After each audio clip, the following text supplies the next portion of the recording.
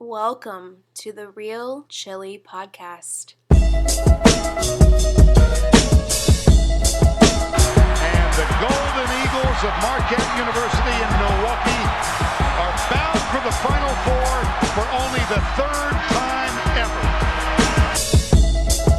5 seconds left. Marquette down by one, trying to avoid the upset.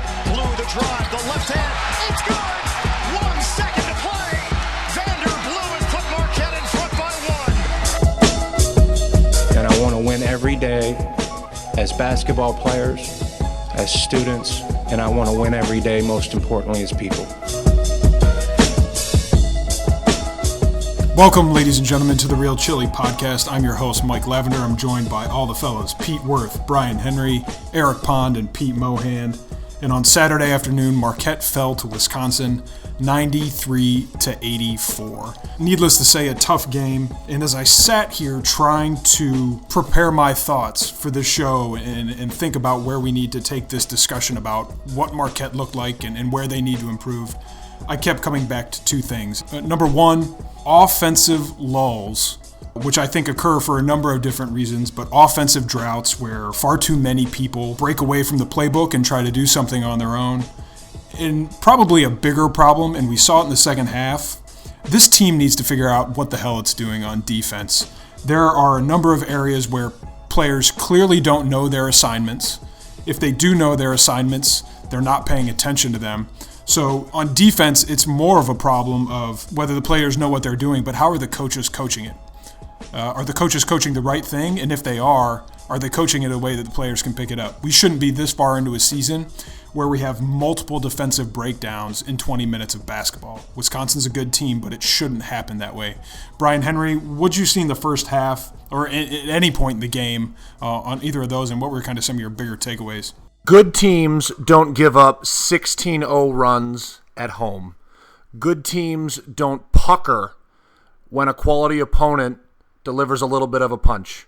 We stood back and took all of their best, didn't absorb it, let it knock us down, and we stood there with a deer in headlights look in the second half of that basketball game.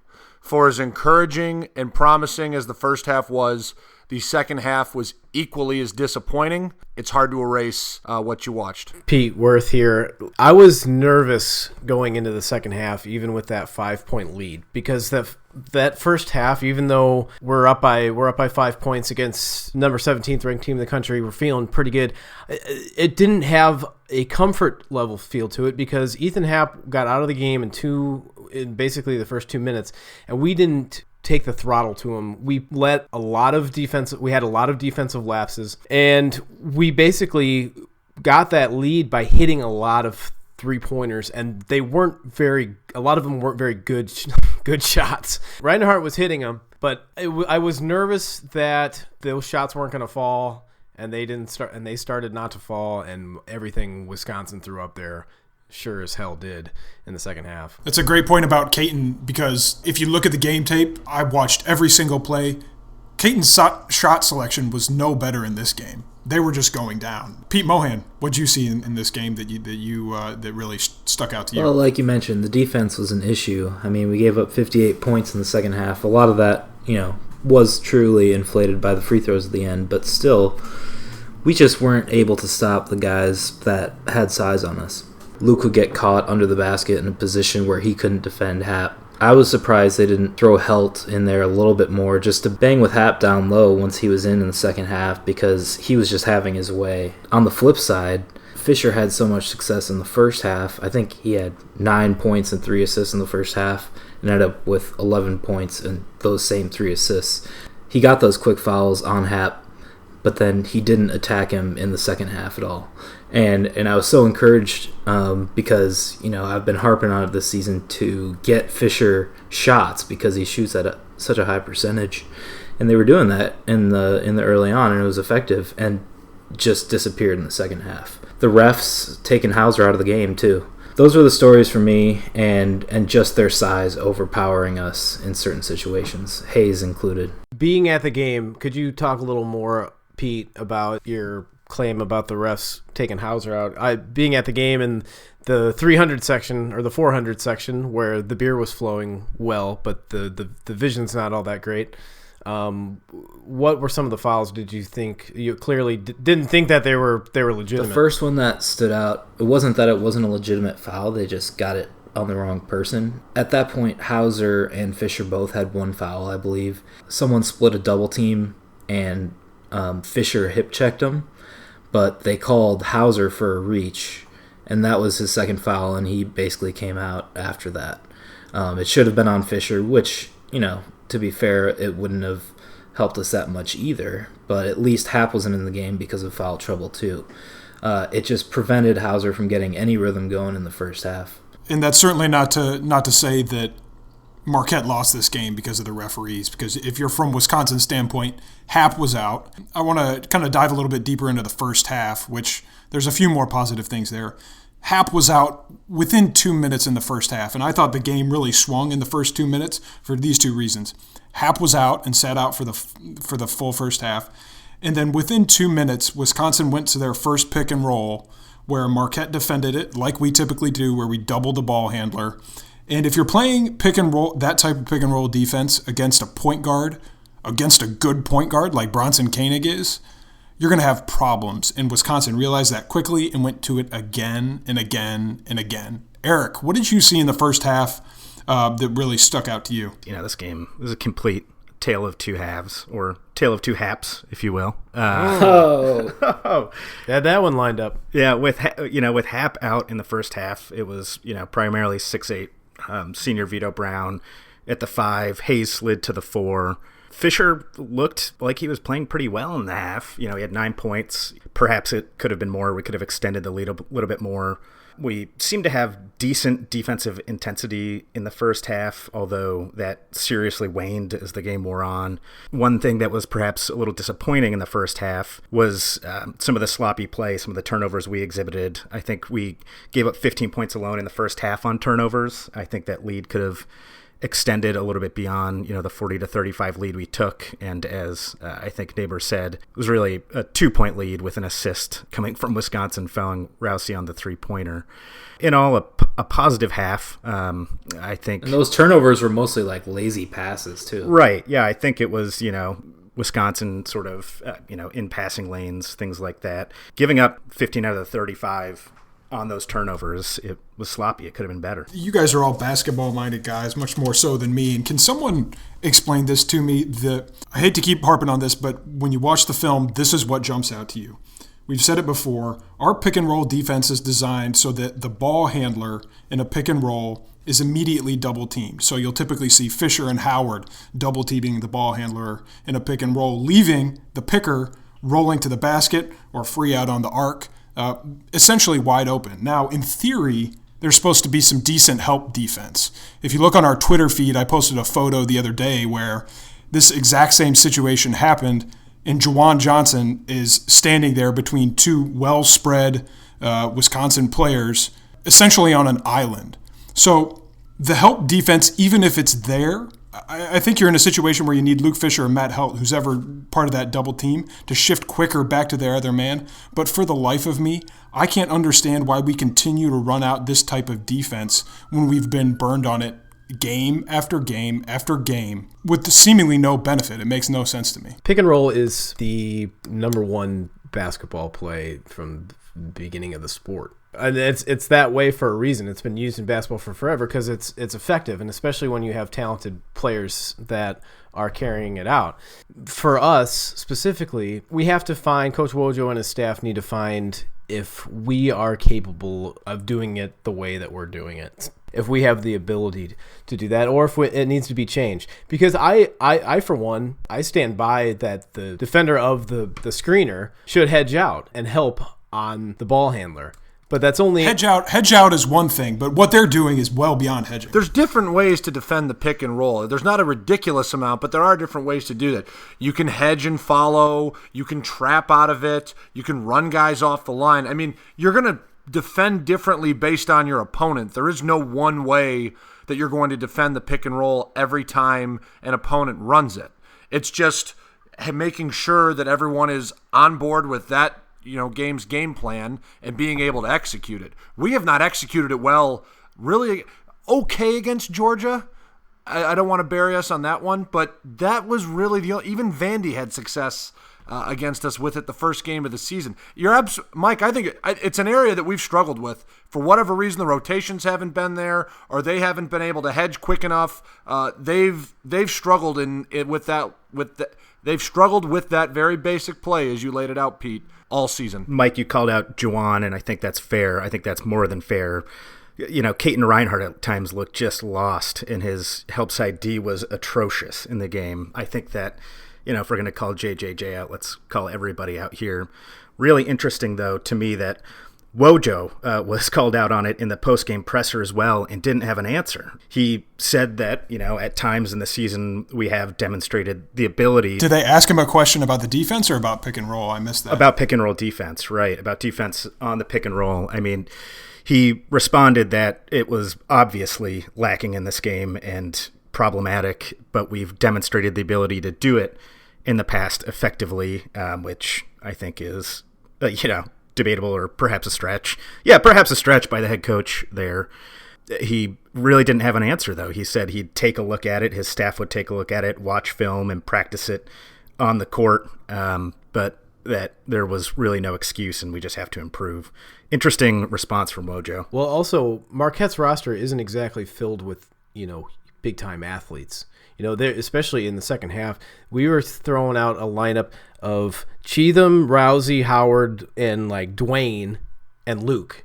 That's four guys that are about 6 foot, and Rousey's 5'10". It's hard to guard a team like Wisconsin when you have that big of a size difference, and especially when they got the ball into Hap. Not only the pick and roll defense was bad, but when they got the ball into Hap and we started double teaming him, he was finding wide open guys. Our recovery defense was poor as well. Not only that, but Iverson would get the ball inside, and he's a guard for them. But at 6'5", 212, I mean, him posting up Dwayne or something like that, it's no contest. They did not hesitate at any point in the game to post up any of their guards that were on the floor. I think you all probably know. Even Koenig, yeah. They posted up every single one of their guards and wanted to pass out of the post. Look, I'll back it up this. Wisconsin, their general rap among average college basketball fans, everyone likes to make fun of how slow they are. I'll tell you what, that offense carved us up, and it wasn't because they were slow. It's because they pass exceptionally well, they make you defend for 30 seconds, and they hung 93 freaking points on the road against a decent Marquette team. It's a good basketball team, and they played exceptionally well, and they did it without one of their best freaking players for a half. I mean, that's what makes it so disappointing if you're Marquette. If you told me Marquette's want to hear a number? They had 20 assists, and we had 8. So that shows you the passing difference in skill between us. This guard team is not the Bo Ryan team of old. I mean, it's absolutely clear.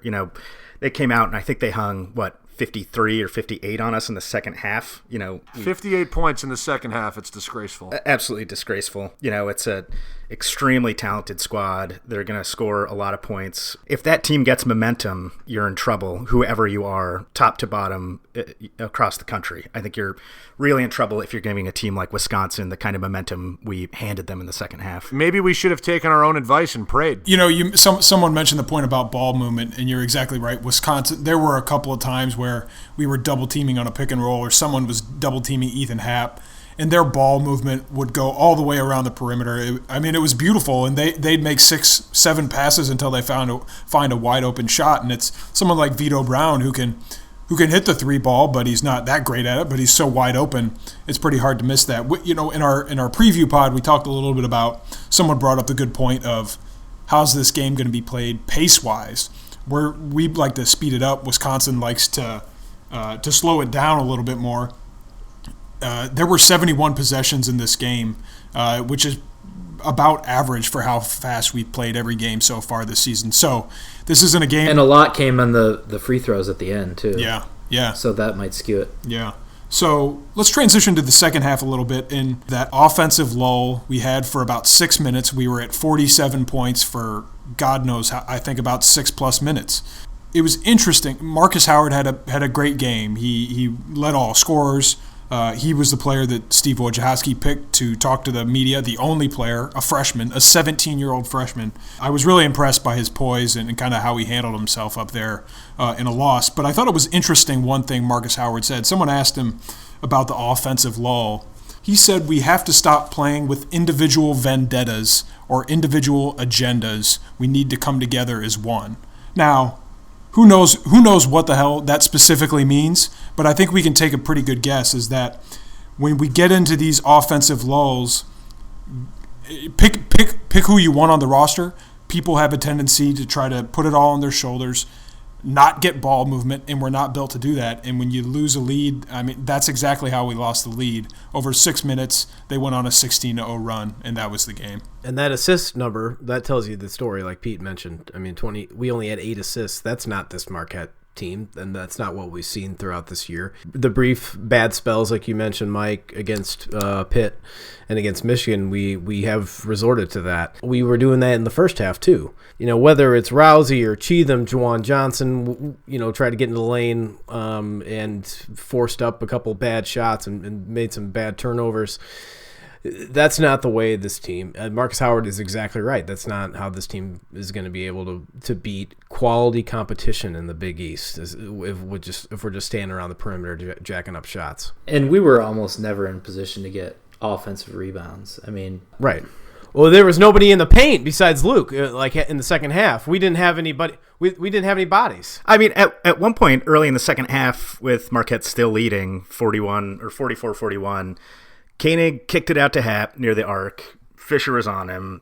Happ drove, exerted his will, showed great footwork, laid it in. I mean, that was the story. That one possession to me was representative of the entire half in the paint for Marquette. You know, Fisher looked stuffed.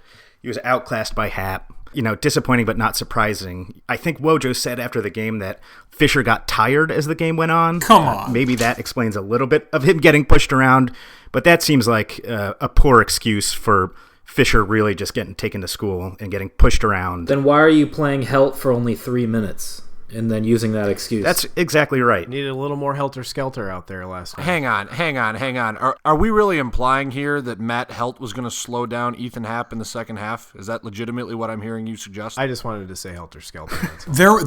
So Matt Helt only played for 3 minutes. He played 2 defensive possessions. He was moving his feet. He stopped several drives that Luke Fisher simply wasn't able to do when he was on the court multiple times. It's an incredibly small sample size, but there were a few positives in this game, and Matt Helt, I think, in limited minutes was one of them. Now, I'm not saying you put him in there for throw him in there to foul. Yeah. I mean, Happ's only a 50% free throw shooter. Oh, yeah, he's terrible from the free throw line. And especially with Hauser out, you know, and we're relying on Reinhardt to play Nigel Hayes, and there was to guard Nigel Hayes, and there was one possession, I think it was in the first half, where Hayes had it on the wing, and Reinhardt was guarding one-on-one, and it was one of the worst attempts at defense I think I've ever seen. And Hayes just went right by him and with like one little jab step and had a dunk, and there was nobody even near the paint to do anything about it. And there was the one where it was either Vito Brown or Iverson that backed Reinhardt right into the paint, just gave one little ball fake and just laid it up over him, and, you know, Caden just put his hands up and let the layup go in. I think the point you have to dwell on, and Eric already said it, the word was outclassed. I don't think that changes if Matt Helt plays another 5 minutes in this game. Of course not. I think Wisconsin still scores the same amount of baskets they do, and Marquette probably has a few fewer points. Also, we've talked about Sam Hauser. We didn't mention this yet. He was scoreless. And this is a guy that's scored 19 points in our last 2 games, and he was held without a single point. Unfortunately for Wojo, he relies pretty heavily on Sam Hauser now. If he's not out there, he's even one of our better rebounders. And he wasn't there to help combat Happ and Hayes and Iverson and Wisconsin's bigger guards getting some boards in the second half. They still duplicated Hauser's production even without him giving it. Like we already said, Marcus Howard scored 22 points. They got 16 out of Reinhardt. Hauser only took 1 shot in the game. Like his shots went elsewhere. If you would have said beforehand, I would have taken 84 points against this team and thought they had a chance to win. And that's where we come back to defense. Like yes, Hauser didn't score a ton, but I don't think it affected the offense. I thought they still played reasonably well against a good team. They couldn't guard. It was that simple. Well, did it affect the defense then? I mean, did we miss that size? He's not a great one-on-one defender, but he does help. He does help with the boards. I mean, I think what might have made a little difference in the second half. I still think we would have, say he's not really in foul trouble the majority of the game. I still think we lose, but he's a body, and we need all the big bodies that we can get. We got just about 5 minutes left here. I want to throw out kind of a question for you. It's been, for all of you, it's been mentioned a couple of times. We were simply outclassed by Wisconsin. In talking about Marquette's faults in this game, it should not be lost, as we've said a couple times, how good Wisconsin is. Wisconsin is a good team with high-caliber players. Ethan Happ is going to have a stellar year. Nigel Hayes is going to have a good year. Bronson Koenig the same. But what do you look, we're going to play other good teams. We obviously have Villanova, Xavier, Creighton. It's going to be really important in Big East play when we get into some games where we actually have a better shot, when we're playing on the road at Providence or when Xavier comes to Milwaukee. These are games where we have a better shot to win and that we need to find ways to win. What do you guys think that we can – what do you see the fixes or things that we need to build upon looking at this Wisconsin game, understanding how good they are, but how do you see us going forward from here? What do you think we need to look like going forward? I really think that we need to feature Luke more. I mean, he had 3 assists in the first half, and we had 8 total assists for the game. That's 38% of all of our assists came through Luke passing out of the post. And no surprise, when the ball went away from him in the second half, Happ was comfortable because he didn't have to worry about fouls anymore because no one was going at him.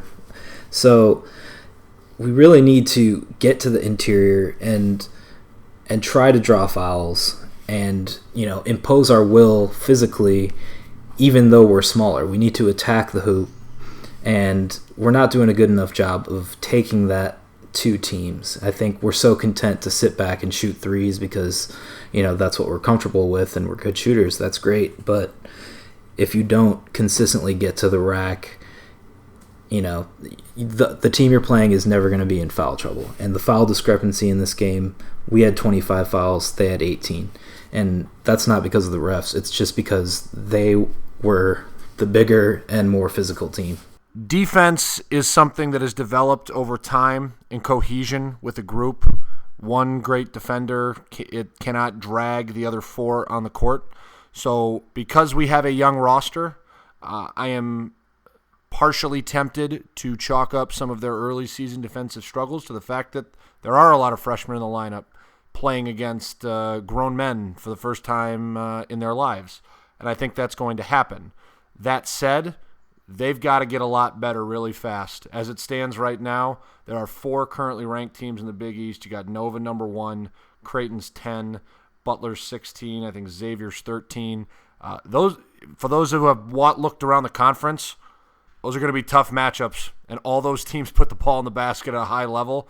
Marquette, the story of the second half of the season is going to be how we grow as a defensive unit, whether it's off pick and roll, whether it's just help side. It's not just rim protection. It's not just on-ball defense. All of it has to get better. And if there's a hope for making the NCAA tournament, that's going to be the biggest area of improvement we're going to need. I couldn't agree more, Brian. Defense and the way we improve is going to be key to this team really having a shot at turning it around, in the next couple games as we go into conference play. According to the post-game notes, the Badgers shot 18 of 28, or 64% from the field in the second half. They shot 58% overall, which is the highest we've yielded all season on D. We're playing higher quality competition here, but we're going the wrong way on defense. We executed the way we needed to, I think, in the first half, hitting shots with Fisher cleaning up decently well. The second half was obviously the antithesis of that, and that's what we need to improve upon. Poor defense, missed shots, and Fisher looking soft. It's hard for me to, add anything new to that in terms of the defense. Obviously, it needs to get a lot better, and the only way to do that is by more experience. Also, we need Juwan Johnson to be there every game. I mean, he is so key. Mentally there, but also not only with scoring. We have guys to score. We know that, but he's our best defensive player on the perimeter. I mean, he's long. He creates turnovers. He creates fast breaks and after his steals. Those are the kinds of things we need, to help this defense be better, because we're going to give up a lot of points to these good Big East teams. But if we can get a few easy turnovers and some easy buckets, that's huge. And Juwan's our best guy at making those plays happen. Can I just say Cheatham had a good game? So for all the people out there who are like, where's Cheatham? Oh, he's gone. He's toast. All right, shut up. Building on what Neighbor said about Juwan really needing to step it up or exhibit more of sort of the perimeter D or just, defensive intensity that we rely on him for, there is no single better way to stop momentum building on a team like Wisconsin than Juwan getting in a passing lane, taking it and running it back, and throwing it down and getting the crowd back on our side. I think that's a way for us to up the intensity, win some of these momentum battles and take away opportunities. 4 steals in the first half yesterday, only 1 in the second. I mean, there's no, more damning stat to me. Pete Mohan, any final thoughts here? Looking at Sam Hauser's face at the end of that game, he looked pretty upset and frustrated that he fouled out in such a manner. I think that the next 3 years of his Marquette career, he'll still get his. So absolutely looking forward to some good revenge from Hauser and the gang in the years coming forward. I think these young guys have a bright future. Wisconsin's a tough team. I mean, their talent is almost on par there with Villanova, I would say. And so, losing to Wisconsin is nothing to be ashamed of. I mean, our 3 losses right now, Wisconsin, Pitt, and Michigan. 3 teams that you can't say like, oh, that's a DePaul or, so that's a real bad loss. Not to diverge too much, did anybody see the score of that UCLA-Michigan game? Yeah. UCLA hung 100 on them. Damn. Steve Alford off the hot seat? Is that supposed to make me feel better? That's not necessarily make you feel better, but I think we came away from the Michigan game going, that's going to be a really tough team to play offense against because of how young they were, and UCLA hung 100 points on them. That was wow. I didn't see the game, but wow. And, if we could just get a McDonald's All-American, like 1 per year, it'd probably help a lot better with that. Probably would. Although then again, the one we had last year turned our offense into like we were playing with stone in our shoes. It's easier for us to turn JUCO guys into NBA players than 5 stars. Yeah. My final thought before we sign off here today is really all about defensive basketball. I think we've seen when we got blown out by Michigan, when we got blown out yesterday against Wisconsin, those are not dissimilar teams. We're going to face more teams that look like that with big, rangy, athletic forwards who can move and handle the ball. We're going to see that against Villanova. We're going to see that against Xavier. I haven't seen Creighton yet, so I don't know what they look like, but we're going to see that more. The secret of how to beat us is out, if it was ever a secret. This coaching staff is going to have to go to work to figure out what they need to do in the second half of this season to put this team in the best position to win. Because at this point, I don't know how well they've done that. We're going to have a tough season. We're going to need to pull off some big upsets to find ourselves in the tournament at the end of the year. And right now, as we stand, I'm pretty skeptical of that. So we got a couple easy games coming up before we play Georgetown in the first game of the Big East. So hopefully we can get our confidence back up by then. But these fellas need to go to work, and we've got the talent to do so, but they need to come together in a way that they haven't really done yet. Creighton beat Wisconsin earlier this year, granted on their home floor, but that's the caliber of teams that we're going to be going up against in conference play. Yeah, their home floor. On our home floor, we lost by 9. Should have been 17. Yeah. All right, folks, that's going to do it for us here today on the Real Chili Podcast. We'll be coming to you soon. We're thinking about a holiday episode where we can give a big picture overview of the season and preview some of the Big East play coming up, and hopefully we'll have a special guest on the show for that. Thanks so much. Jameel Lott singing Christmas carols. Yeah, exactly. Thanks so much for listening today. We hope you enjoyed the show, and we'll talk to you soon here on the Real Chili Podcast.